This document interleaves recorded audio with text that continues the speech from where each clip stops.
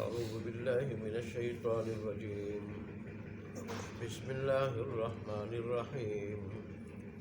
ويسألونك عن الروح قل الروح من أمر ربي وما أوتيتم من العلم إلا قليلا. صدق الله مولانا العظيم وصدق رسوله النبي الأمي الكريم ونحن على ذلك لمن الشاهدين والشاكرين والحمد لله رب العالمین. گزشتہ آیت میں اللہ تبارک و تعالیٰ نے قرآن مجید فرقان حمید کا مومنوں کے واسطے شفا ہونے کا تذکرہ فرمایا تھا کہ یہ مومنوں کی روحانی بیماریوں کے لیے شفا ہے. تو مفسرین نے لکھا ہے کہ اصل تو روحانی بیماریوں کے لیے شفا ہے، کفر، شرک، نفاق، حسد، کینہ، بغض وغیرہ، بد اخلاقی. لیکن ایسے ہی برے اخلاق، برے اعمال. لیکن دوسرے درجے میں یہ جسمانی بیماریوں کے لیے بھی شفا ہے، جس کے واقعات میں نے آپ کو بیان کیے تھے احادیث سے. لیکن اللہ تبارک و تعالیٰ فرمایا یہ حقیقی ایمان والوں کے لیے شفا ہے، جسمانی بیماریوں کے لیے بھی، روحانی بیماریوں کی، جو ایمان والے اس کو مانتے ہیں تو ان کے لیے روحانی بیماریوں کے لیے بھی شفا ہے اور جسمانی بیماریوں کے لیے بھی شفا ہے. اور جو لوگ اس کو مانتے نہیں، اس پہ عمل نہیں کرتے، تو اس شفا کا ان کو فائدہ نہیں ہوگا. ظاہر فائدہ اسی کو ہوگا جو قرآن کے قریب آئے گا، قرآن کو سنے گا، اس پہ عمل کرے گا. ایسے ہی اللہ تبارک و تعالیٰ پھر دوسری آیت میں انسانی مزاج ذکر فرمایا تھا. انسانی مزاج ناشکری کا ہے، نا قدری نا شکری. یہ نا قدرہ ہے، نا شکرہ ہے کہ جب میں اس پہ کوئی انعام کرتا ہوں تو انعام ملنے کے بعد چاہیے تو شکر کرتا، میری اطاعت کرتا اور زبان سے بھی کچھ شکریہ کے کلمات کہتا. لیکن یہ روگردانی کرتا ہے، اور روگردانی ایسی کہ بے روحی اختیار کر لیتا ہے. لیکن جب اس کو پھر مصیبت پہنچتی ہے تو پھر مایوس ہو جاتا ہے، نا امید ہو جاتا ہے. اور پھر اللہ نے تیسری آیت میں ارشاد فرمایا تھا کہ ہر آدمی اپنے ایک طریقے پہ عمل کر رہے ہیں، اپنے ڈھب پہ عمل کر رہے ہیں. لیکن یہ بات ذہن میں رکھو کہ اللہ خوب جانتا ہے اس آدمی کو جو سیدھے راستے پر، اس کو اللہ تبارک و تعالیٰ خوب جانتا ہے، اور جو سیدھے راستے پر نہیں غلط پہ اللہ اس کو بھی جانتا ہے. آج کی جو آیت ہے اس میں اللہ تبارک و تعالیٰ نے مشرکین مکہ نے یہود سے پوچھ کر، یا یہود نے جو رسول اللہ صلی اللہ علیہ وسلم سے 3 سوالات کیے تھے، ان میں سے ایک سوال کا یہاں اجمالی طور پہ ذکر ہے. باقی 2 سوالوں کا اللہ نے تفصیلی ذکر فرمایا ہے، لیکن سورہ کہف میں، اگلی صورت میں، اس اگلی صورت میں، اس میں اللہ نے تفصیلی ذکر فرمایا ہے ان 2 سوالوں کا. وہ 2 سوال کیا تھے کہ اصحاب کہف کون لوگ تھے، اور ایک ذوالقرنین کون تھا. تو اس کا تو اللہ تبارک و تعالیٰ نے تفصیلی جواب لیا ہے وہاں پہ.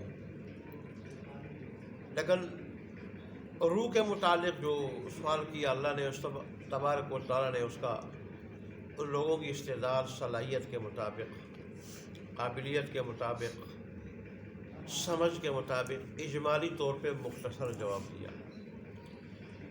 اور جیسے صحیح بخاری میں اس کا ذکر ہے کہ عبداللہ بن مسعود فرماتے ہیں کہ میں رسول اللہ صلی اللہ علیہ وآلہ وسلم کے ساتھ تھا مدینہ میں. رسول اللہ صلی اللہ علیہ وآلہ وسلم ایک کھیت میں سے گزر رہے تھے، جا رہے تھے، اور آپ کے پاس کھجور کی ایک شاخ تھی، ٹہنی تھی، جسے آپ ٹیک فرما رہے تھے. تو راستے میں یہودیوں پہ گزر ہوئے. اور میں سے بعض نے کہا اس سے سوال کرنا چاہیے، بعض نے کہا نہیں کوئی ایسی بات کہے جو ہمیں ناگوار گزرے نہیں کرنا چاہیے، پھر آخر انہوں نے سوال کر ہی دیا۔ سوال کیا تھا یہ 3 سوال تھے، 3 سوالوں میں سے ایک یہ سوال بھی تھا۔ تو اس سے پتہ چلا یہ مدینے کا واقعہ ہے، لیکن یہ سورت مکی ہے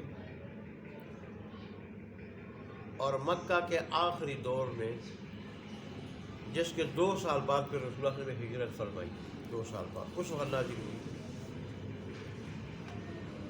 تو اس میں اس واقعہ کا کیسے ذکر ہے جو بعد میں ہونا تھا؟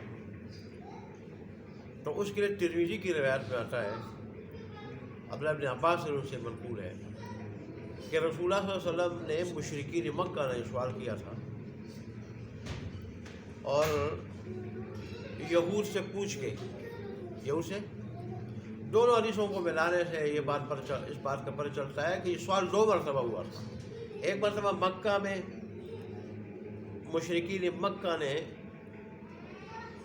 اپنا ایک وفد مدینہ کے یہودیوں کے پاس بھیجا، جس کی قیادت کر رہا تھا نضر بن حارث۔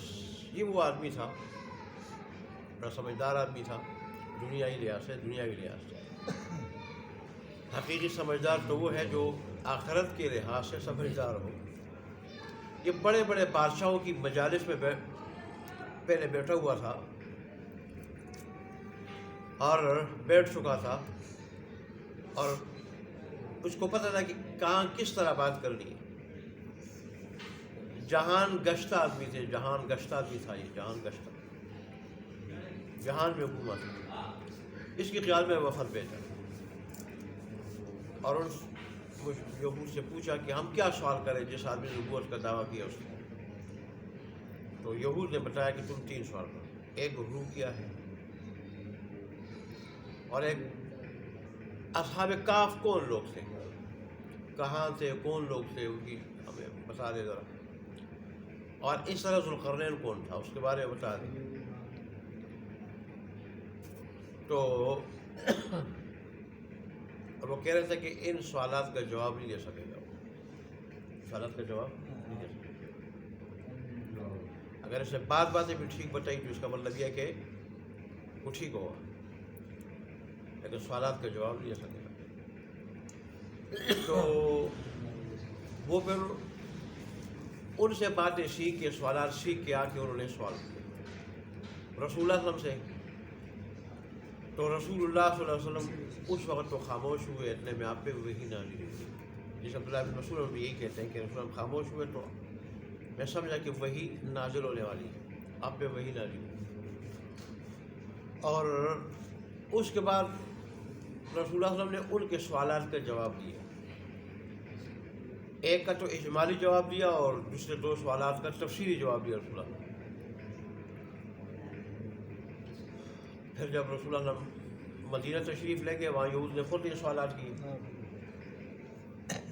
تو یہ دونوں میں کیا ہے، موافقت ہے کہ سوال مکہ میں بھی ہوا تھا، سورت مکی ہے، اور سوال مدینے میں بھی ہوا تھا جا کے۔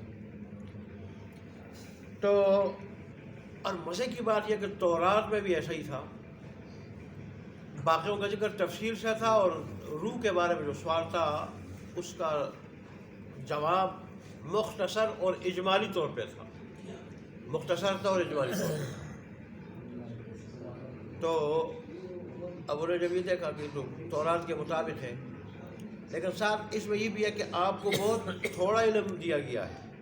اس میں یہود کہنے لگے کہ ہم تو ظاہر تورات کا علم رکھتے ہیں، آسمانی کتاب ہے اس کا علم رکھتے ہیں، اور کہ تمہیں تھوڑا علم دیا گیا ہے۔ اس میں رسول اللہ نے فرمایا کہ اللہ کے مقابلے میں ہم سب کا علم بہت تھوڑا ہے۔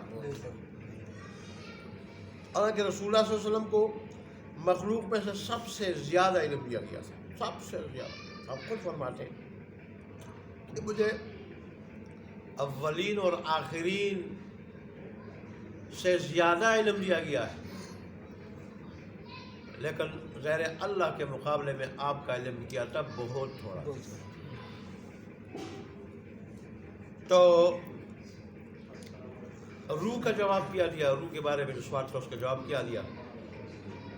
کہ ان سے کہو کہ اتنا سمجھو، تم روح کی حقیقت کو نہیں سمجھتے، روح کی ماہیت کو نہیں سمجھ سکتے ہو، پر روح کے بارے میں اتنا ذہن میں رکھو کہ وہ اللہ تبارک و تعالیٰ کے حکم کا نام ہے۔ اور علماء بھی یہ لکھتے ہیں کہ عوام روح کی حقیقت ماہیت کے پیچھے نہ پڑے، اس کی حقیقت کیا ہے، ماہیت کیا ہے، کیونکہ وہ بات ان کی سمجھ میں نہیں آئی۔ یہ ایک باریک اور پیچیدہ بات ہے۔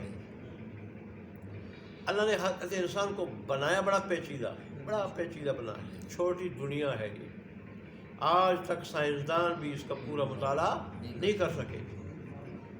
تو اس لیے وہ کہتے ہیں کہ عوام تو اس چیز کے پیچھے نہ پڑے، بس وہ اتنا سمجھے کہ یہ اللہ تبارک و تعالیٰ کے حکم کا نام ہے۔ اللہ تبارک و تعالیٰ کا جب حکم ہوتا ہے تو انسان میں جو روح آ جاتی ہے، روح، اور اس کے بعد وہ پھر حرکت کرتا ہے، چلتا ہے، پھرتا ہے، کھاتا ہے، پیتا ہے، سنتا ہے، دیکھتا ہے۔ اور جب یہ جسم سے نکل جائے تو پھر انسان کیا ہو جاتا ہے؟ مردہ بن جاتا ہے، لاش بن جاتا ہے۔ بظاہر اللہ کہ جسم صحیح سالم ہوتا ہے بالکل، لیکن یہ نکل جائے تو پھر وہ کیا ہو جاتا ہے؟ ایک بالکل جو ہے نا وہ جماعتات کی طرح ہے، ایک پتھر کی طرح پتھر بن جاتا ہے، کچھ نہیں کر سکتا ہے۔ تو عام لوگ جو ہے اس کو اتنا ہی سمجھیں، اور ظاہر ہے اس پہ شاہ ولی اللہ مخلص دہلوی رحمۃ اللہ علیہ جو کلام کیا ہے، روح پہ روح کیا ہے، تو وہ بڑا باریک کلام ہے۔ وہ اگر آدمی کہے بھی تو عوام اس کو سمجھ نہیں سکے، عوام کی سمجھ میں نہیں آئے گی۔ بس عوام اتنی بات یہ رکھے کہ اللہ کے امر کا نام ہے، حکم کا نام ہے۔ اللہ اکبر۔ دیکھ لیتے ہیں پھر آیت کو، اس کا ترجمہ کر لیتے ہیں۔ وَيَسْأَلُونَكَ عَنِ الرُّوحِ، اور یہ لوگ آپ سے روح کے بارے میں سوال کرتے ہیں، دریافت کرتے ہیں، پوچھتے ہیں کہ روح کیا؟ قُلِ الرُّوحُ مِنْ أَمْرِ رَبِّي، آپ کہہ دیں کہ روح میرے رب کے حکم میں سے، میرے رب کے حکم میں سے۔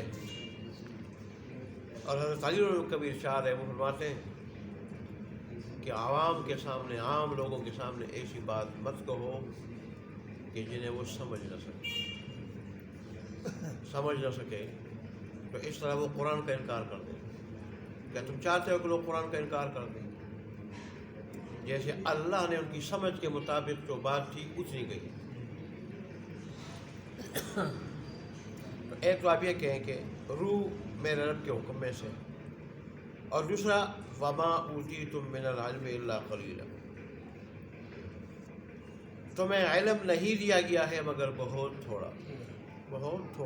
اس کے مطابق تم اتنا ہی سمجھ سکتے ہو کہ اللہ کے حکم کا نام ہے۔ جب اللہ کا حکم ہوتا ہے تو انسانی جسم میں روح آ جاتی ہے، وہ پھر دیکھتا ہے، جاگتا ہے، چلتا ہے، پھرتا ہے، کھاتا ہے، پیتا ہے، اور جب اللہ کا حکم ہوتا ہے وہ نکل جاتی ہے، اور پھر موت طاری ہو جاتی ہے، اور پھر یہ لاش بن جاتا ہے، انسان کسی کام کا نہیں رہتا۔